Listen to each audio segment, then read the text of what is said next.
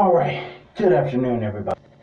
Welcome to another edition of The Danny Show. I'm your host, Daniel Cody, and this is where I give commentary and reviews on all things wrestling. And today, as I get started, we are gearing up, as promised, for Money in the Bank with commentary and review from great Money in the Bank pay-per-view years of the past. And today, we're doing Money in the Bank 2011. And in gear up for Money in the Bank, I'm wearing green. But either way, let's get started. It was an amazing year, one of my favorite years of the Money in the Bank pay-per-view. We did a review of 2013. That was another great year. Thank you for your views of that, by the way. And this year today rather, we're doing a review of another great year that Money in the Bank had, and that was 2011. We all remember that. But let's get started with the opening contest review between the three members of the core, Barrett, Gabriel, and Heath Slater, alongside with Kane, Sheamus, Sin Cara, Daniel Bryan, Cody Rhodes before AEW. So it was an amazing match. It started off with a lot of high-flying moves. It was very exciting to see. Everybody put on their best foot forward, putting on a lot of great highlights. But one of the highlights of that match would become one of the most brutal, painful memories in all of WE, and that was when Sheamus, who was heel at the time, powerbombed Sin Cara through a ladder, causing the ladder to break in half. And that would be one of the most memorable, most brutal memories in Money in the Bank ladder match history. Also, at the time, we also saw Kane, who had won the previous year's Money in the Bank, was also in that match, if I mentioned, and he had taken some guys down, and then the core attacked him, and Gabriel went for his signature 450 splash with a ladder leaning on the top corner of the top rope. He stood on the ladder and did a 450 splash onto Kane. And I want to make this very clear. For those of you, with all due respect, we hear all the time from those who are not as big of wrestling fans, obviously. People who are not as big as fans as we are, you will oftentimes hear them say, wrestling is fake. Dude, I discussed this in one of the videos that I did a couple of weeks ago, the King of the Ring 2001 review. You can check that out also. I discussed in that while a lot of what we see is entertainment, that stuff still hurts. And if you think wrestling is all fake, then look at Justin Gabriel. Every time he does that 450 splash, it hurts his side a little bit. So after he makes his pinfall, he gingerly stands while caressing his ribs. And of course, that he even said in his own version of the Don't Try This at Home, he admitted that giving that splash hurts his sides when delivering it. So it hurts him just like it hurts the person receiving it.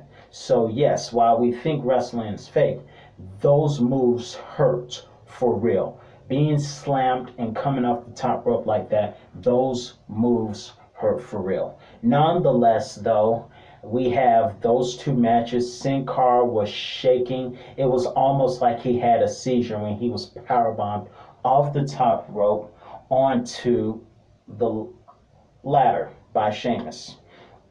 So that hurt. And then finally, Daniel Bryan would go on to win that SmackDown ladder match, Money in the Bank match for the title, World Heavyweight title, excuse me. And Michael Cole, of course, was throwing a fit because for whatever reason, WWE decided to make Michael Cole, who is usually a face commentator, they turned him heel for whatever reason. And he was the funniest heel that I have ever seen. He was a heel, but he was funny. You remember? Because every time he got mad, he was one of those guys we laughed at and we got joy at the expense of him. Just like we get joy at the expense of Sami Zayn. Inside the ring, not outside the ring. Outside of the ring, he's probably pretty cool. He was one of the guys that disagreed with one of the Forgotten Sons, and that's why the Forgotten Sons got put off the angle last year in 2020. But either way, moving on, another match was okay, and that was Brie Bella accompanied by Nikki, whom by physical parts we couldn't have told apart at the time because both of them looked alike. And Nikki, I don't know if she had surgery or anything, but she looks a lot different. We can tell them apart perfectly now, whereas back then, the only thing we had to tell them apart was their voice. But there was a brief match between Brie Bella, accompanied by her twin sister Nikki, and Kelly, who was accompanied by Eve at the time. And of course, the match was okay. It wasn't much, but it was okay to me. And thankfully, Jerry Lawler was able to behave himself on commentary because, as we know, Jerry goes nuts when the women come to wrestle. But it wasn't as bad as the Attitude Era with the puppy's ankle. I couldn't stand when he did that. It was just nasty. It was nasty, man. But either way, thankfully, because it was a PG era, Jerry Lawler was able to behave himself on commentary, and ironically, Jerry Lawler became a babyface commentator while Michael Cole was the heel. So, what irony there. But nonetheless, Kelly defeated Brie Bella to retain her Divas Championship, and there was one moment that was hilarious in that match, and that was when Nikki said to Brie, "How could you lose to that? Look at her. She doesn't even eat. How could you lose to that?" I mean, I know they're both real slim, but that was kind of funny. I ain't gonna lie. That was a little funny because the way she's like, look at her. She doesn't even eat. How do you beat that? How can't you beat that? Rather, that was hilarious. Moving forth, the semi-truck meets the Greyhound bus. Mark Henry, who for the first time in many years decided to wear blue. And the last time we saw him wear blue like that, he was on SmackDown back in 2002. So, it was 2002. But he's wearing blue, which is something we don't see often. And then you have the Big Show. And I gotta say, 2011 was an amazing year as far as rivalries were concerned. You have the rivalry between Mark Henry versus the Big Show, the semi-truck coming against the Greyhound bus. It was a collision, but that match was not completely 5 stars. That one wasn't very 5-star match, but it was a good rivalry. But it had to be put on hold because Mark Henry, after winning the match with 2 World's Strongest Slams and a couple of splashes, which he used the ring ropes for speed, he won the match and would go on to crush Big Show's Angle, putting him out of action for a couple of weeks and doing the same to Kane later on in that year. So that's one good rivalry. Another great rivalry on that list was Christian versus Edge. That match was, I would say, 3.8 stars in my personal opinion. The rivalry itself was great, even though the rivalry saw Randy Orton do most of the winning. So much to the point where Christian got a chip on his shoulder and turned himself heel. And in doing so, the stipulation was that if Randy Orton got disqualified, he would get counted out. And it started with Randy Orton winning the World Heavyweight Championship on an episode of Tuesday Night SmackDown back when it was on Tuesday nights. And then, was it on Friday? Was it Friday or was it Tuesday? But either way, he had won on SmackDown and took the championship, started an amazing rivalry which would go on to Over the Limit. Randy won. Capital Punishment, Randy won, except the referee didn't know that Christian's foot was under the rope, which is the same problem John Cena would face in his match with CM Punk at SummerSlam that year. However, that match led to Money in the Bank and the crooked stipulations. So it was pretty good at first. It was a bit epic and things like that. Like I said, 3.8 stars. And then Christian decided to tick Randy Orton off by spitting in his face. And on top of that, it landed right here on his lip, which makes it even more worse. And so that pissed him off a little more. Randy Orton is irate and he just snaps and he just kicks Christian low and gets himself disqualified, which meant Christian is now the champion. However, it didn't mean anything because Randy Orton would go beat the daylights off Christian and RKO him on top of the table. How the table didn't break was beyond me. And why do y'all keep doing that to the Spanish announce tables? I mean, can y'all please give the Spanish table a break? Just, I don't understand it. Do that to the English announce table sometime. Sheesh. But either way, Randy Orton gave an RKO and they tried to escort him out. But of course, the fans, being fun as they are, kept chanting, "One more time! One more time!" And Randy Orton started hearing voices. The voices were the fans, but he heard voices in his own head, and he went and delivered another RKO one more time. And it was very entertaining, and he had a malicious smile on his face when he delivered it the second time, and Michael Cole was going nuts. Like, no! Stop it! Stop it! So that was very funny, and also that was very entertaining. So yeah, Christian won the championship, but he got his butt kicked in the process. Was it worth it? Was it worth it? But of course, he'll get it back at SummerSlam, so Randy Orton's back on top.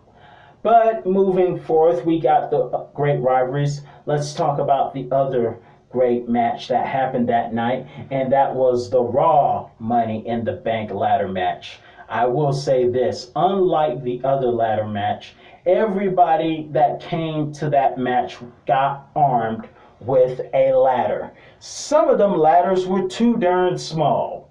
I mean, which was crazy. Evan Bourne, before going to AEW, I forgot who he is in AEW, but Evan Bourne, Kofi Kingston, R-Truth, who had turned heel and had developed a habit of talking to himself and having an imaginary friend by the name of Lil Jimmy. I don't know why they did that to him.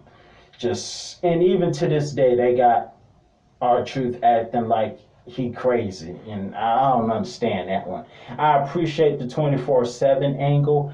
The 24/7 angle to him is what the Hardcore Championship was to Crash Holly, and I can respect that. But having R-Truth acting like he cuckoo for Cocoa Puffs, I don't understand all that.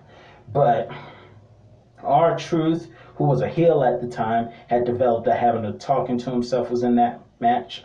Rey Mysterio, Alex Riley. I was very excited when I saw Alex Riley for a couple of reasons. Number one, I love his Say It To My Face theme. I have always loved it. It was awesome. And I loved the brief push he was getting when he finally turned on Miz and kicked his butt in his hometown of Washington, D.C.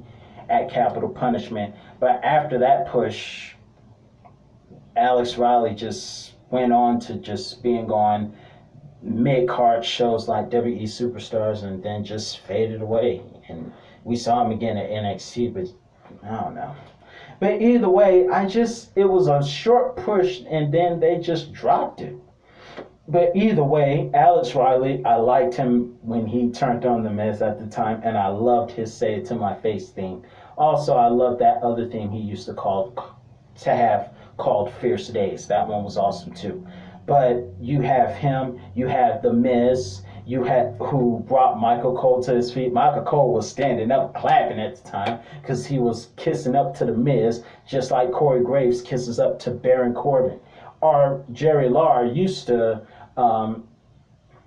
stroke the ego, let's say stroke the ego because that's much more appropriate. He used to be an ego stroker of, or an ego feeder of Mr. McMahon. So you have all the guys, including Kofi Kingston and many more, coming to the ring armed with ladders, and it was a group like Star Wars with ladders, so that one was kind of fun to see. And Alberto Del Rio, I will give him credit where it was due. Even though he was a heel, he came out with a Lambo, which is completely awesome. I love Lamborghinis. And so the match started with everybody, of course, smashing each other's with ladders, hitting each other like Star Wars, except the lightsabers were the ladders. Or should I say, ladder saber. But either way, the match was great. We saw some highlights in that match as well. Of course, we got to the end, of course, and it was two familiar rivals. Alberto Del Rio and The Miz. But I just remembered something before we got there, and that was this. Earlier in that match, The Miz would hurt his leg and had to be taken to the back. And of course, he found a way back into that match where he was able to try and climb the ladder and get it, only to be stopped by Rey Mysterio. And there was a humorous, or should I say hilarious, moment that took place, and that was when Jerry Lawler was like, in your words, thanks for coming, miss. And Michael Cole just threw a fit. He was like, darn it. Because, you know, at the time, Michael Cole was a follower of The Miz. He was a Miz follower. And keep in mind, Michael Cole was a heel commentator at the time. So, and also Booker was there on commentary as well. Let's not forget that. If you can't get along, let's just get it on. And so Alberto won after he snatched the mask off Rey Mysterio and pushed him off the ladder. That was cold. And as he won the match, I think the camera showed the fans in the audience viewing Alberto standing on top of the ladder. And somebody was holding Rey's mask because Alberto Del Rio had threw the mask into the crowd. And I saw this on Peacock, by the way. So if you watch Peacock, you've probably seen the match, and you probably saw one of the fans holding the mask, and it looked like it was the same mask that Alberto Del Rio threw into the crowd. But nonetheless, Alberto Del Rio won that match. But let's talk about what's really important here. Thank you for sticking with me all 17 minutes. But let's talk about what we're really here for. The match between CM Punk and John Cena. Man, I have never seen... Jerry Lawler said it best. It would be like the Bears playing at the Super Bowl and the Super Bowl being in Chicago.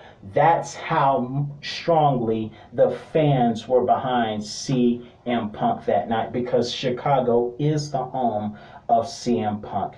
And so, of course, Chicago has never been John Cena's favorite town. Even though he made his debut there, he lost via roll-up. I'm so tired of saying that word now. I'm getting real tired of saying roll-up now. But he lost via roll-up. And, of course, let's not forget WrestleMania 22, where he was barely the favorite. And it was kind of nostalgia to The Rock and Hogan when John Cena versus Triple H happened. Triple H was the favorite, and he was the heel. And so this same thing happened, except it was not 50-50 like it was at WrestleMania 22. It was 90-10. And Cena had a 10% popularity there.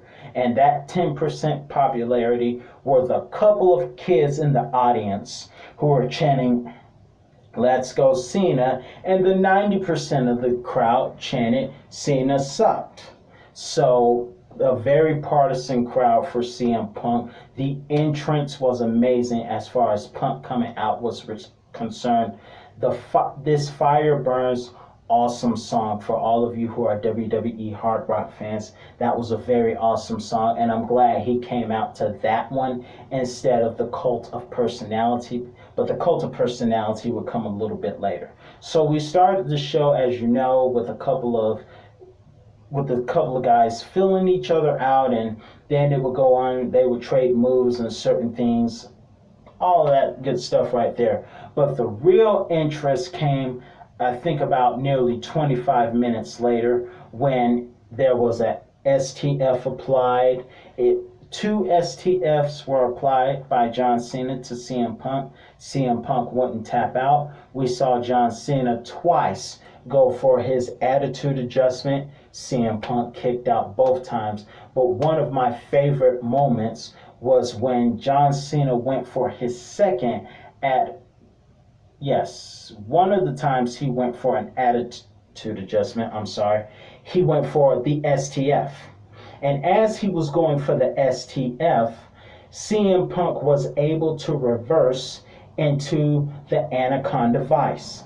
And the reaction and the just implosion of the crowd with cheers as CM Punk reversed that move was amazing. The crowd was behind CM Punk 100%, even though there were a couple of fans out there saying, "Let's go Cena," but it was 10%. 90% of the crowd was all behind CM Punk.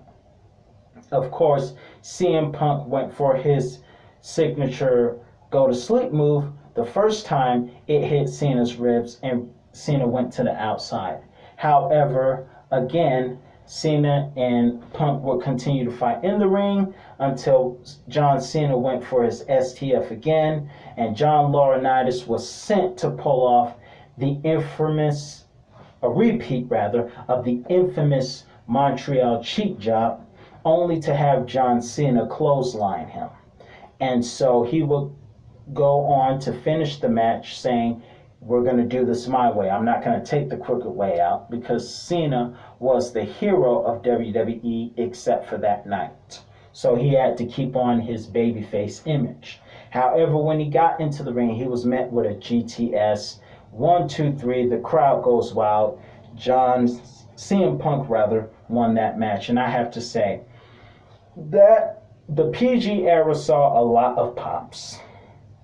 And that was one of the pops. And thankfully, our era is not a stranger to pops, because as last night showed, and you can check this out in my previous review from yesterday's Friday Night SmackDown, WWE is still having pops. And I especially since everyone's coming back to the fans.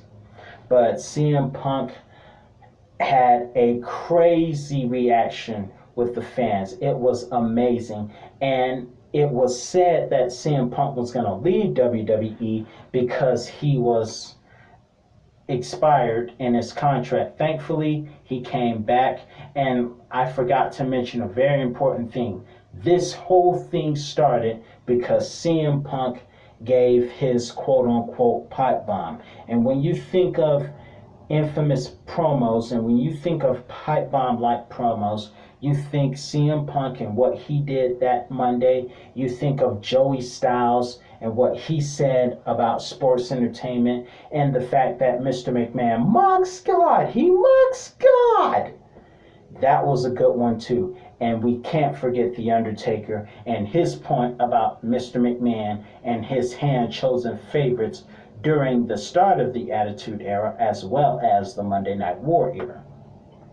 So this whole thing started because CM Punk made an amazing promo, and that's when he started to become a favorite in a lot of people's eyes. And at first being a little bit of an anti-hero, but then becoming a full-on favorite. But that match in Chicago between Cena and Punk was awesome. I enjoyed every minute of it. And that's all the time I have for you today, and I'll be back with another edition of The Danny Show as we review the results of tomorrow's Money in the Bank match in pay-per-view. So I'll see you again next time. Peace.